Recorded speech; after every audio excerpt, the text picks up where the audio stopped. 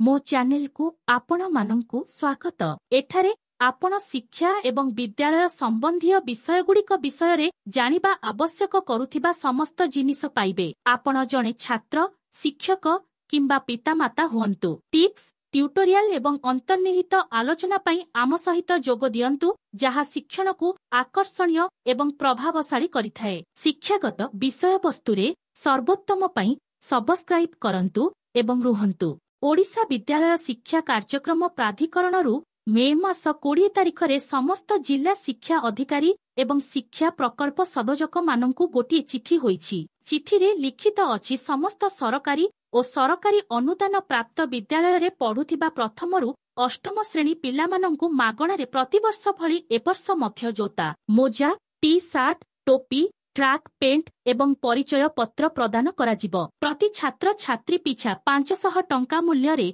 एही मागणा पोशाक वितरण संपर्कित निर्देशनामा विद्यालय मानंकु दिया जाइछि। एही परि भाबे ओडिशा सरकार पिलामानंकु समस्त सुविधा मागणा रे जोगाई देउछि। सरकारी विद्यालय रे पढ़िबा पई पिलामानंकु एवं अभिभावक मानंकु आमर एही चैनल माध्यम रे आपण मानंकु आमर ओडिशार समस्त शिक्षक शिक्षयित्री मानंक तरफरु अनुरोध।